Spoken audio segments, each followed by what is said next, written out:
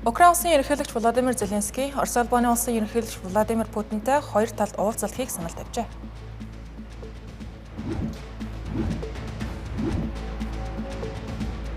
Хятад улсын дарга Ши Жинпинг 7 жилийн дараа Хойд Солонгос улсад айлчлах гэж байна.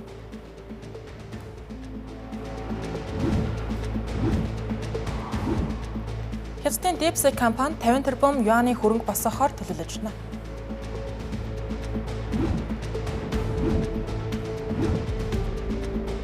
Шэнжэу 21 сансрын багийн гишүүд дэлхийд амжилттай газарчжээ.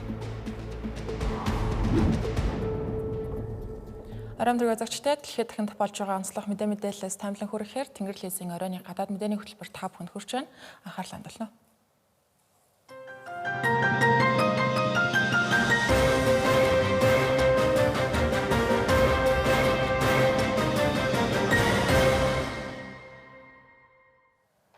За өчигдөр Украины дроны давталгаа Оросын нутаг дэвсгэрийн 1100 км-ийн гүнд хүрч тодорхойлбол Санкт-Петербург хотод зохион байгуулагдаж байсан олон улсын эдийн засгийн форумын талбайн хажууханд 16 км-ийн зайд туссан.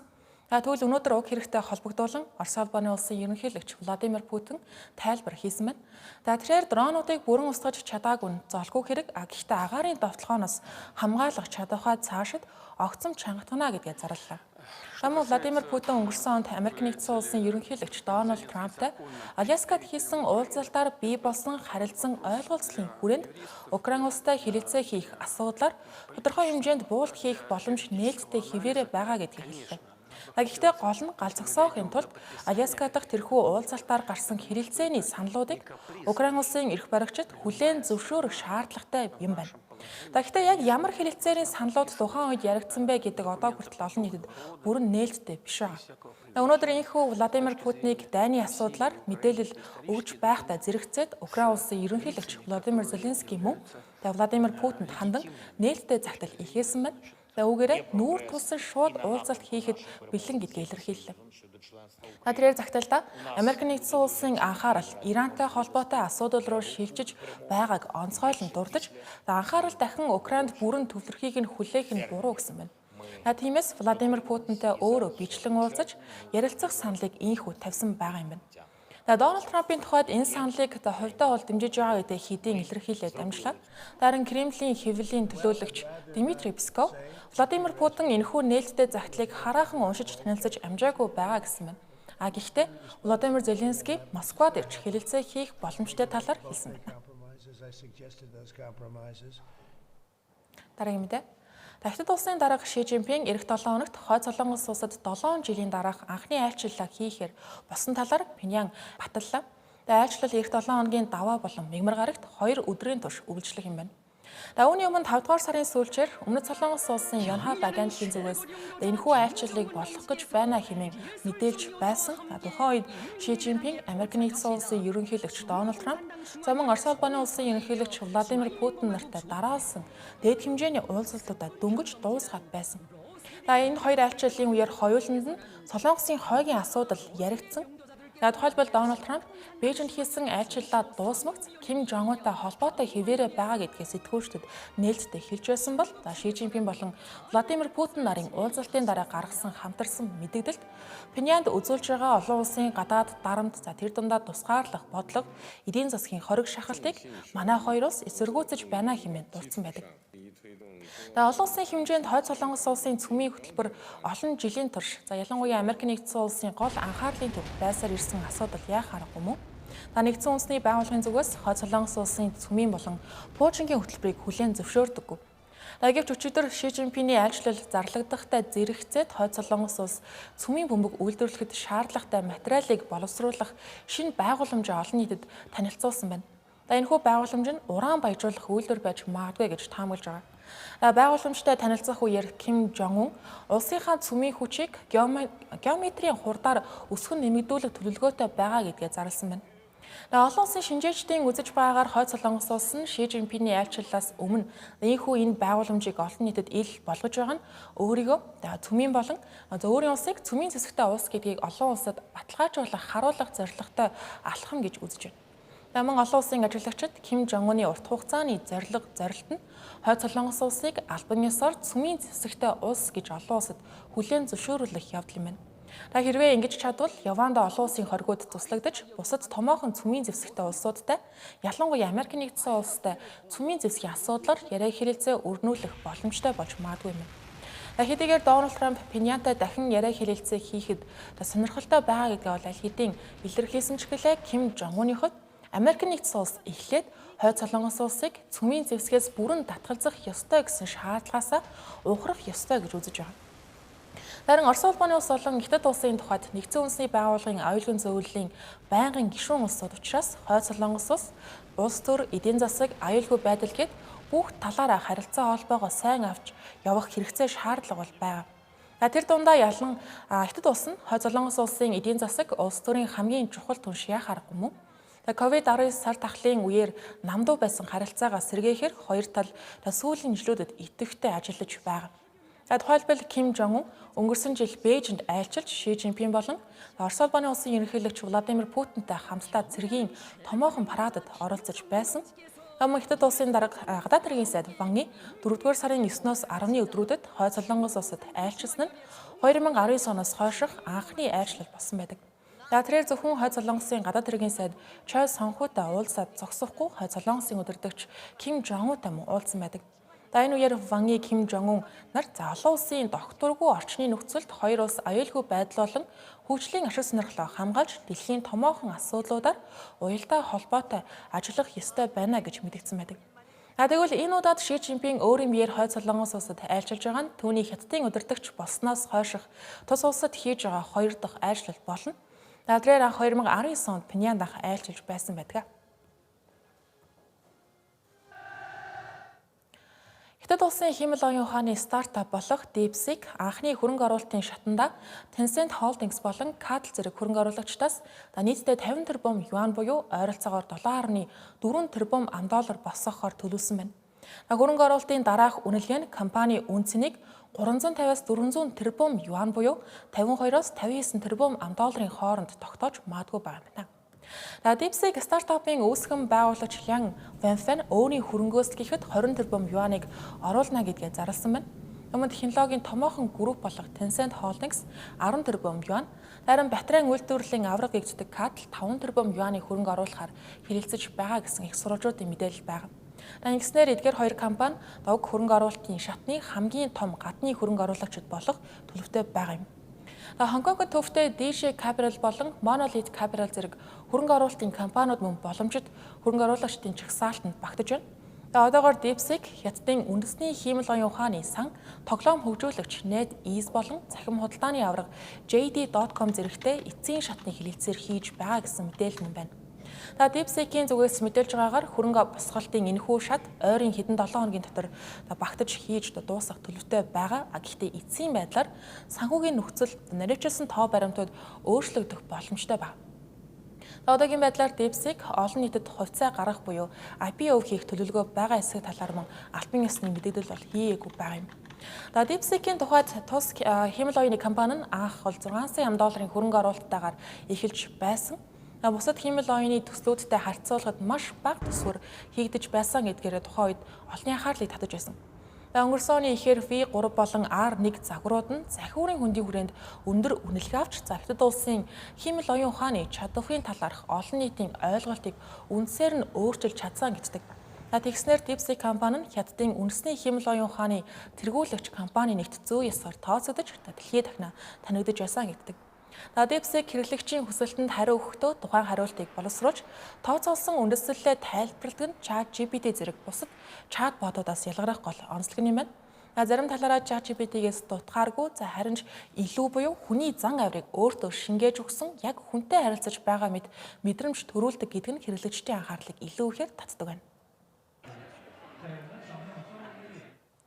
Хятадын сансар судлалын салбарт түүхэн дээд амжилт тогтоож сансрын станцад 210 хоногийн турш ажилласан Шинжээв 21 хөлгийн сансрын эсвэгчид энэ 7 хоногт дэлхийд амжилттай буцан ирлээ.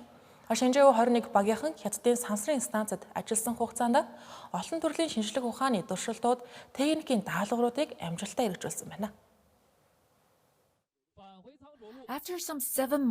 Сансарт 7 сар орчим ажилласан Шинжэу 21 хөлгийн багийн гишүүд болох Жанлу, Уфэ, Жан Хунжаа нар их дэлхийдээ амжилттай эргээрлээ. Тэдний сууж явсан буух капсул Баасан гарагийн орой Өвөр Монголын Дүнфэн буух талбайд газардсан байна. Эх орныхоо халуун тэмрэлтэнд дахин иргэн ирж байгаадаа маш их баяртай байна. Манай баг 7 сарын турш сансарт ажилласан хугацаа, гэр бүл, хамт олонны халамж, дэмжлэг, бүх шатны удирдлагууд болон төслийн багийнхны хүчин чармаалтгүйгээр боломжгүй байх байлаа. Хамгийн чухал нь эх орон ард түмнийхээ дэмжлэгийн ачаар бид даалгавраа амжилттай биелүүлсэн явдал юм. Их дэлхийд эх орондоо эргэн ирсэндээ үнэхээр их бахархаж байна. Анхны сансрын нислэгээр ийм чухал үүрэг хариуцлага хүлээсэн нь миний хувьд нэр төрийн хэрэг байлаа. Эх орныхоо итгэл Ахмад үеийнхний заавар зөвлөгөө багийн бүх гишүүдийн хамтын ажиллагааны үр дүнд бид энэ даалгаврыг амжилттай гүйцэтгэлээ. Газрын лабораториос эхлээд хятадын сансрын станц хүртэл миний шинжлэх ухааны зорилго, мөрөөдөл, сансарт нисэх хүсэл тэмүүллийг бодит болгосон зүйл бол эх орон минь юм. Төслийн баг, судлаач эрдэмтэд болон олон хүний дэмжлэг тусламжийн ачаар манай баг нэгэн зорилгын төлөө хамтран ажиллаж бүх төлөвлөгөөт ажлаа амжилттай хэрэгжүүллээ. Шинжэу 21 хөлгийн багийнхан Хятадын сансрын станцад өнөө хүртэлх хамгийн урт хугацаа болох 7 сар орчим ажилласан юм а. Тэд өнгөрсөн оны 10 дугаар сард сансрын нислэгээ эхлүүлсэн. Энэ хугацаанд багийнхан Хятадын сансрын станцын түүхэндх анхны яаралтай аврах ажиллагаатай нүүр тулсан юм. Тодорхойлбол тухайн үед Шинжэу 20 хөлөг сансрын хог хаягдалд мөргүүлсэн байж болзошгүй гэсэн нөхцөл байдал үүссэн. Сансрын алхалтын үеэр нисгэгчид хөлгийг шалгаж зураг авч баримтжуулсан байна. Мөн сансрын хог хаягдлаас хамгаалах төхөөрөмжүүдийг суйрлуулж, бусад байгууламж тоног төхөөрөмжөд үзлэг хийжээ. Түүнчлэн сансрын станцын дотор багийнхан туршилт, судалгаа, шинжилгээ, засвар үйлчилгээ, боловсролын сурталчилгааны ажил зэрэг өргөн хүрээний үүргийг тасралтгүй гүйцэтгэсээр байсан юм. Пүрэв гарагт Шинжэу 21 багийнхан үүрэг хариуцлага албан ёсоор дараагийн ээлжийн хамт олондоо шилжүүлэн өгчээ. Дүнфэн буух талбайд хүмүүс чангаар алга ташиж баяр хүргэж байлаа. Тэд та бүхэн үнэхээр их хөдөлмөрлсөн, та нар бол бидний бааtruуд, их дэлхийдээ давтай морил хэмээн уухайлан тэднийг угцсан юм. За энэ 7 хоногт Tencent Holdings компани хувьцааны ханш өдрийн дотор 10 гаруй хувиар өсөж хөрөнгө оруулагчдын анхаарлыг ихээр татаад байсан. За учир нь оны эхнээс хойш бас компани хувьцаа 20% дөгдийг хүртэл буураад байсан байдаг. Тэгвэл энэхүү огцом өсөлт нь Tencent компани өөрийн 1.2 сая хэрэглэгчтэй WeChat гэх аппликейшнд хэмэл оюун ухаанд зориулсан AI агент нэвтрүүлэхэд ойрцсон гэх мэдээлэлтэй шууд холбоотой байна. Financial Times сонины мэдээлснээр Tencent компани 1.4 тэрбум идэвхтэй хэрэглэгчтэй WeChat аппликейшнд зориулсан хэмэл оюуны агентийн туршилтын хувилбарыг боловсруулж аглаа. Одоогийн байдлаар олон нийтэд танилцуулахаас өмнө холбогдох албан газруудаас зөвшөөрөл авах ажлыг энэ сараас эхлүүлэхээр төлөвлөжээ. Зөвшөөрлийг шатны дараагаар хэмэл оюуны агентыг эхний ээлжинд хязгаартагдмал тооны гадны хэрэглэгчдээр туршиж үзэх бөгөөд албан ёсны нээлтийн тав одоогийн байдлаар хараахан батлагдаагүй байна. Хэмэл оюуны агент нэвтрүүлэх төлөвлөгөөний тухай энэхүү мэдээлэл Tencent компани хувьцааны үнд томоохон өөрчлөлт авчирсан байна. Компани хувьцааны үн 2026 оны эхнээс хойш 20 гаруй хувиар буурсан байсан ч мягмар гарагт 10.5 хувиар өсөж нэгж хувьцаанд 481.6 Хонконг долларт хүрсэн байна. Сүүлийн жилүүдэд Tencent-ийн хэмэл оюуны хөгжлийн хурд дотоодын өрсөлдөгчд болох Alibaba, ByteDance компаниудтай харьцуулахад хангалтгүй байгаа гэх шүүмжил дагуулж байгаа. Өнгөрсөн сард Tencent-ийн үүсгэн байгуулагч гүйцэтгэх захирал Pony Ma Huateng компани хэмэл оюуны хөгжлийн талаар илэн талангуй байр суурь илэрхийлж өглөө. Энэ үеэр тэрээр бодлогын хувьд алдаа дутагдал байсан гэдгээ хүлээн зөвшөөрч цаашид хэмэл оюуны чиглэлд онцгой анхаарахаар болсноо хэлж байсан юм. Яг ч харахгүй Tencent сүүлийн саруудад байгууллагын бүтцэд өөрчлөлт хийж хэмэл оюуны чиглэлд илүү төвлөрч байгаа. Гэсэн хэдий зах зээлийн хамгийн хүлээж байгаа зүйл нь WeChat аппликейшн дотор ажиллах хэмэл оюуны агент. Учир нь WeChat нь зөвхөн чат платформ биш, төлбөр тооцоо, контент, захим худалдаа зэрэг олон төрлийн үйлчилгээг нэг дор нэгтгэсэн экосистемтэй. Хэрвээ хэмэл оюуны агент амжилттай нэвтрэх юм бол хэрэглэгчид WeChat доторх бүх үйлчилгээг хэмэл оюун ухаанаар дамжуулан удирдах боломжтой болно гэж салбарынхан үзэж байна. Tencent-тэй холбоотой эерэг мэдээ зөвхөн нэг компанид биш, Хятадын технологийн салбарын нийт хувьцаанд эерэг нөлөө үзүүлсэн байна. Тухайлбал хоол хүргэлтийн үйлчилгээний авраг Meituan компани хувьцаа 927% өсөж, мөн захим худалдааны Alibaba компани хувьцаа 6.6% өссөн байна. Хөтөлбөр үргэлжилж байна. Өргөжлүүлэн бусад онцлог мэдээллийг тавчаар өргөнө.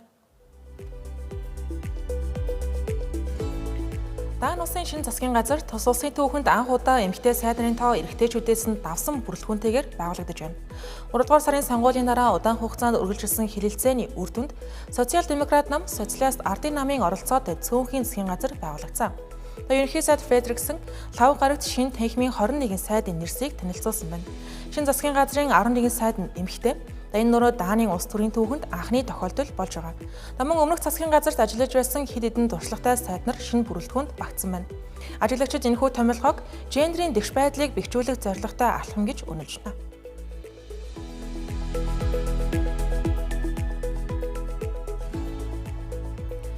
Унгар улсын шинэхэн ерөнхий сайд Петер Мажиар Унгар, Украин улсууд Украин дахь унгар үндэсний цөөнхийн хэл, соёл, боловсролын эрхийн асуудлаар тохиролцоонд хүрсэн талаар зарлалаа. Энэхүү асуудал нь олон жилийн турш хоёр улсын харилцаанд сөргөөр нөлөөлж, Украины Европын холбоонд элсэх үйл явцыг удаашруулж байсан юм. Мажиарын хэлж байгаагаар талуудын тохиролцоо нь Украины Европын холбоонд элсэх хэлэлцээний эхний бүлгийг батлах боломжийг нээж өгч магадгүй лээ. Тэрээр эх 7 хоногт Украин улсын ерөнхийлөгчтэй бичлэн уулзаж, хоёр улсын харилцаанд шинэ хуудас нээхэд бэлэн байгаа гэдгээ илэрхийлсэн байна.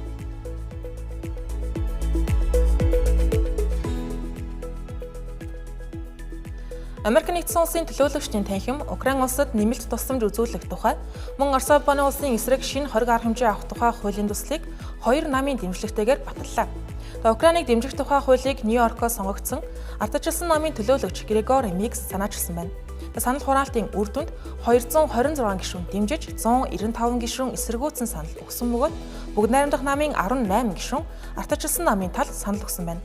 Энэ ерөнхийлөгч Дональд Трампын Украины дайнд баримталж байгаа бодлоготой тодорхой хэмжээнд зөрчилдөж байгаа гэж ажиглагчид үзэж байна.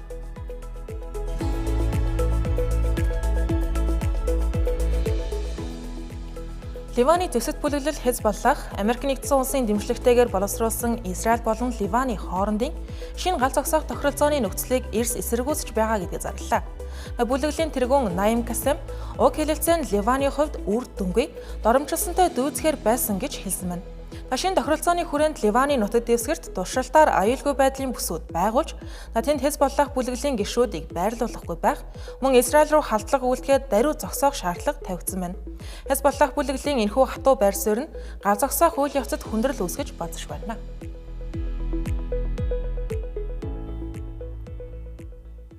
Тэнгэрлэгчийн гадаад мэдээг хүлээн авсанд баярлалаа. Сайхан амраарай.